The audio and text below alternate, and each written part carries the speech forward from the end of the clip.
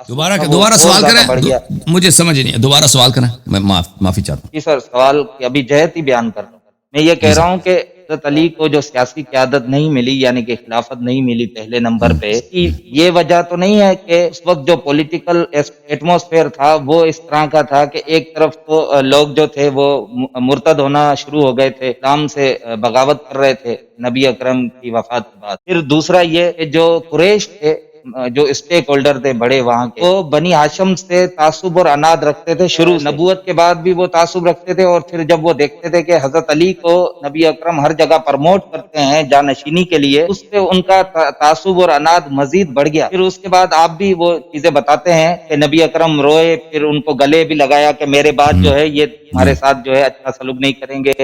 حضرت عباس نے نبی اکرم سے شکایت کی قریش کی کہ وہ ہمیں آپس میں اندھا پیشانی سے ملتے ہیں، جبکہ ہمارے ساتھ جو ہے وہ برتاؤ نہیں کرتے۔ پھر اس کے بعد جو ہے وہ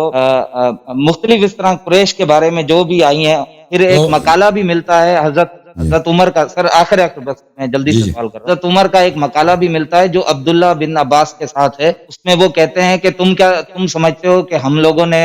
جو ہے وہ بنی ہاشم کو حق نہیں دیا، کہ ایسا نہیں ہے، یہ فیصلہ یعنی انتہائی مناسب تھا، کیونکہ اگر ہم تمہیں یہ خلافت دے دیتے، حضرت علی کو اگر ہم بنا بھی دیتے، یہ تمہارے حق میں نہیں تھا، کیونکہ قریش کبھی یہ نہیں چاہتا تھا۔ تو اس کا یہاں سے یہ ظاہر ہوتا ہے جیسے حضرت علی کو چوتھے نمبر پہ خلافت ملی تو بھی پے در پہ جنگیں اور انہیں شہید کر دیا گیا، تو گویا انہوں نے اہل بیت کو بچایا ہے اس مصیبت سے۔ پہلے نمبر پہ اگر وہ دے دیتے تو شاید وہ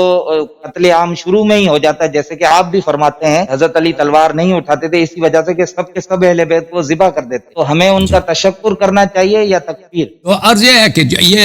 کہ خلافت کو ان لوگوں نے کیوں غصب کیا ہے، ٹھیک ہے نا، جو باتیں آپ نے کہی اس میں سچ ہے، اکثر باتیں جو آپ نے کہی میں اس سے اتفاق رکھتا ہوں، لیکن دیکھیں اس میں یعنی ایک تو ہے کہ قبائلی تعصبات ہیں، کہ اگر نبوت بھی بنی ہاشم کو ملا ہے، اگر ان کے بعد امامت بھی ان کو مل جائے، ان کے بعد پھر ان کے بیٹے کو مل جائے، وہ باقی قبائل جو ہیں یہ ہمیشہ کے لیے ان کے غلام بن جائیں۔ وہ تو اس انداز سے نہیں دیکھ رہے تھے کہ یہ اللہ کی جانب سے، وہ دیکھ رہے تھے کہ بھئی دنیائی تعصبات ہوتے ہیں، جو تفاخر ہوتا ہے اپنے قبیلے پہ فخر کرنا، ایک دوسرے گھرانے کے ہم اس سے کمتر نہ ہوں، اس انداز سے بھی دیکھ رہے تھے۔ لیکن اس میں جو سب سے اہم بات ہے حب دنیا ہے میرے بھائی، حب دنیا۔ ہر شخص دل میں یہ حب ہوتا ہے کہ وہ اس کے پاور زیادہ، اور حکومت ایک ایسی چیز ہے کہ لیڈرشپ ایک ایسی چیز ہے کہ اس کے لیے اکثر لوگ اس کے تمنا رکھتے ہیں۔ اب آپ کے پاکستان میں جتنے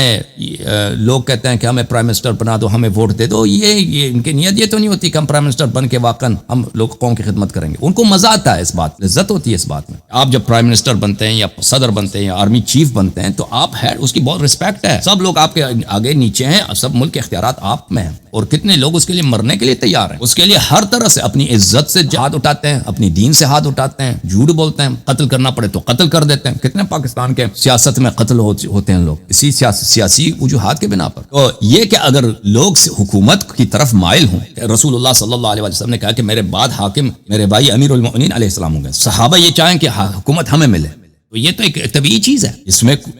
وہ تو بہت کم خدا والے لوگ ہوں گے نا کہ وہ تسلیم کریں کہ بھئی ہم ٹھیک ہے ہم مانتے ہیں آپ نے جو فرمایا۔ یہ اگر یہ چیز ہو تو لازمی بات ہے کہ وہ مانیں گے۔ پھر جو ہے یہ ان لوگوں کے دل میں بغض و عناد تھا امیر المؤمنین علی علیہ السلام کے لیے اور پیغمبر کے لیے صلی اللہ علیہ وآلہ وسلم کے لیے، کہ شروع سے بہت سارے لوگ مسلمان ہوئے تھے، وہ دل سے مسلمان نہیں ہوئے تھے۔ جیسا ابھی وہ ایک بھائی نے آیہ پڑھی ہے، ان الذین کفروا سواء علیہ انذرتهم ام لم تنذرهم لا یؤمنون، سورہ بقرہ کے ابتدا میں جو لوگ کافر ہیں، حبیب صلی اللہ علیہ وسلم سے خطاب ہے، جو لوگ کافر ہیں ان پہ فرق نہیں پڑتا، چاہے آپ ان کی انذار کر دیں انذار نہ کریں، انذار یعنی ان کو قیامت کا اللہ کا ڈر دے دیں یا ان کو نہ ڈرائیں، انہم لا یؤمنون، یہ کبھی ایمان نہیں لائیں گے، یہ کبھی ایمان نہیں لائیں گے۔ یہ آیت تو ایک ماحول میں نازل ہوئی، پیغمبر صلی اللہ علیہ وسلم نے اس کی تلاوت کیا، اس زمانے میں جو کافر تھے پیغمبر نے فرمایا کہ کبھی ایمان نہیں لائیں گے، اور یہ اس کافر سب مسلمان ہوئے صحابی بنے، ہم تو جانتے ہیں کہ یہ سب مسلمان ہوئے صحابی بنے۔ اللہ نے قرآن نے کہا کہ کبھی آپ کے انذار کا ان کا اثر نہیں ہوگا، تو اس کا پتہ چلے یہ مسلمان تو ہوئے لیکن مومن نہیں ہوئے، یہ دل و جان سے ایمان لائے، ان کو رسول پاک صلی اللہ علیہ وسلم کے وعدوں پر اور وعیدوں پر ان پہ یقین نہیں تھا، یہ اور وجوہات کی بنا پر مسلمان ہوئے تھے۔ اور پوری قریش یہی تھی، قریش آخر تک، قریش جو ایلیٹ قبیلہ تھا، پیغمبر کا اپنا قبیلہ تھا صلی اللہ علیہ وسلم، اور عرب میں سب سے اہم قبیلہ وہی تھا۔ عرب میں جو مثلا پاکستان میں جو سب سے بڑا پولیٹیکل پارٹی ہے نا، اب تو مجھے نہیں معلوم کون ہے، مثلا 70s میں بھٹو صاحب کا تھا پیپلز پارٹی، اگر 1975 میں آپ پڑھیں تاریخ میں، اس زمانے میں پیپلز پارٹی تھا، تو سمجھیں کہ وہ ایسے 1975 میں پیپلز پارٹی پاکستان کی سب سے بڑی پارٹی تھی۔ اسی طرح قریش جو تھے سب سے پر اثر رسوخ سیاسی لحاظ سے، قیادت کا پورے عرب میں وہ قیادت کرتے تھے قریش تھے، اور قریش آخر تک پیغمبر سے لڑے، جب بالکل ان کے پاس کوئی راستہ نہیں تھا، پھر انہوں نے کہا لا الہ الا اللہ محمد رسول اللہ، اپنی جان بچانے کے لیے صلی اللہ علیہ وسلم، اللہ وہ قتل ہو جاتا ہے مکہ کے بعد۔ اور پھر مکہ سنہ 8 ہجری کو، اس کے 2 سال بعد وہ پیغمبر وفات پاتے ہیں۔ اس کے بعد وہ یہ قریش حاکم ہے سب امور پر، خلافت قریش کے ہاتھ میں، سب گورنرز قریش کے ہاتھ میں، فوج کے سب کمانڈر قریش کے ہاتھ میں۔ شام فتح ہوتی ہے تو قریش، اس کے سپہ سالار ابو سفیان کا بیٹا یزید ابن معاویہ، یزید ابن ابی سفیان معاویہ کا بڑا بھائی، اور سب جگہ پہ قریش ہی قریش ہیں۔ وہی لوگ جو زبردستی مسلمان ہوئے، تو یہ لوگ جو زبردستی مسلمان ہوئے، ان کو تو پیغمبر سے پیار نہیں تھا، یہ تو زبردستی مسلمان ہوئے تھے، اور یہ کفر کا اعلان نہیں کر سکتے تھے کہ بھائی ہم کافر ہیں، کیونکہ وہ ان کے سیاسی مصلحت میں نہیں، حکومت ان کے ہاتھ سے نکل جاتی۔ یہ لوگ اگر پیغمبر سے ان کو پیار نہیں تھا تو امیر المؤمنین علیہ السلام سے کیسے پیار ہو سکتا؟ اس زمانے میں سیاسی مہرے اس طرح رکھے گئے، کیونکہ امیر المؤمنین علیہ السلام جوان ہے، 33 سال ہے، ابو بکر بڈھا ہے، 60 سال سے عمر، وہ تو مر جائے گا، اس کو سب کو پتا ہے، عمر بھی بوڑھا ہے، وہ مر جائے گا۔ علی علیہ السلام کو کبھی حکومت نہ ملے، کبھی بھی حکومت نہ ملے، تو اس طرح مہرے رکھے گئے۔ اس میں سب سے بڑا جو مہرہ تھا معاویہ کا مہرہ تھا، پورے عالم اسلام میں سب سے جو پاورفل صوبہ ہے وہ معاویہ کو دیا، اور سب صوبوں کے جو گورنر تھے وہ ہر عمر جو ہے عثمان 1 مہینے کے بعد، 1 سال کے بعد، 2 سال کے بعد ان کو عزل کرتے تھے، چینج کرتے تھے۔ معاویہ ابو بکر کے زمانے سے جب شام فتح ہوئی، شروع سے آخر تک سنہ 12 ہجری سے لے کر سنہ 11-12 ہجری سے لے کر عثمان کے قتل ہوئی سنہ 35 سے، کسی نے اس کو نہیں ہٹایا۔ وہ ایک وجہ ہے کیونکہ ان کا آپس میں انڈرسٹینڈنگ تھی کہ اس کو رکھنا ہے، کیونکہ ان کو پتہ ہے کہ یہ خاندان ایسا خاندان ہے، ان کا اور بنی ہاشم کے درمیان جو خون ہے نا۔ ابو سفیان تو کیا اپوزیشن لیڈر تھا بھائی پیغمبر کا، ابو سفیان رسول صلی اللہ علیہ وسلم کا جو حزب اختلاف، جس نے آخر تک لڑا ہے، اور ہر جنگ میں اس نے قیادت کی ہے کفار کی، ہر جنگ میں، غزوہ احزاب میں، غزوہ خندق میں اس نے پورے عرب کو اکٹھا کیا، یہ کوئی چھوٹی بات نہیں ہے، پورے عرب کو اس نے اکٹھا کیا ہے۔ آج ہم جا کے خاتمہ کر دیں گے، ختم بات۔ مسلمان آج یہودیوں کو بھی اپنے ساتھ ملایا، پیغمبر صلی اللہ علیہ وسلم مدینے میں محاصرہ، ان کو خندق کودنا پڑتا ہے مدینے کے ارد گرد، اور یہ 10,000 کا لشکر لے کے آتے ہیں، سب وحشی ہم آئے ہیں کہ ان کے مردوں کو قتل کریں، ان کے عورتوں کو اٹھا کے لے کے جائیں، پیغمبر کو بھی شہید کر دیں۔ تو اس زمانے میں بہت سارے روایت میں ملتا ہے کہ بہت سارے صحابہ، وہ قرآن کی آیت سورہ احزاب کے ابتدا میں پڑھیں، وہ بلغت القلوب الحناجر، صحابہ اتنے ڈرے ہوئے تھے کہ ان کے دل یہاں پہنچ گئے تھے۔ قرآن کہہ رہا ہے آپ کے قلوب، دل یہاں پہنچ گئے تھے، اور آپ کے ایمان میں شک ہو گیا۔ یہ قرآن کی آیت ہے، وَزِلْزِلُوا زِلْزَالًا شَدِيدًا، ان کے ایمان ڈگمگائے تھے۔ روایت میں ملتا ہے کہ بعض لوگوں نے اپنے گھروں میں جا کے بت بنائے تھے، کیونکہ ابھی جب ان کو یقین ہو گیا تھا اتنی بڑی لشکر ان کو شکست نہیں ہوگی، یہ آ جائیں گے مدینہ آ جائیں گے، تو پھر ہم ان کو بت دکھائیں گے، اپنے بت دکھائیں گے کہ بھئی ہمیں قتل نہ کرو، ہم آپ کے دین پر ہیں۔ یہ ابو سفیان تھا، اس کو شام کی گورنرشپ ملی ہے۔ یہ ابو سفیان زندہ تھا، اس کے بیٹے یزید کو شام کا گورنر بنا دیا، وہ یزید جو ہے اس کو تعاون میں مر گیا، مرض آیا، بیماری ہوئی، عمر اس کے بعد معاویہ، اور ان لوگوں نے خوب قدم جمع، اسی لیے کہ یہ خاندان جو ہے اپوزیشن لیڈر ہے، یہ خاندان، ان کو پتا ہے یہ لوگ بیوقوف تو نہیں ہے، خلیفہ بیوقوف تو نہیں، چالاک ہے، وہ جانتا ہے بخوبی کہ ابو سفیان کون ہے۔ آپ اتنے بڑے صوبے کو پیغمبر صلی اللہ علیہ وسلم کے خونی دشمن کو کیسے دے رہے ہیں؟ اتنے صحابہ اور بھی ہیں نا، اور بھی صحابہ ہیں بھائی، طلحہ ہے، زبیر ہے، وہ شروع سے پیغمبر کے ساتھ تھے، سعد بن وقاص ہے، مکہ میں شروع سے مسلمان ہوا، وہ شیعہ بھی نہیں ہے، سعد بن وقاص، اس کو دے دیتے نا، بہادری میں شک نہیں ہے، اس کے صحابی ہونے میں شک نہیں ہے، آپ اس شخص کو کیوں دے رہے ہیں؟ کئی ہر جنگ میں وہ اپوزیشن لیڈر ہوا ہے، اور آخر میں اس نے زبردستی کلمہ پڑھا ابو سفیان، قامس ہے، مکہ کے وقت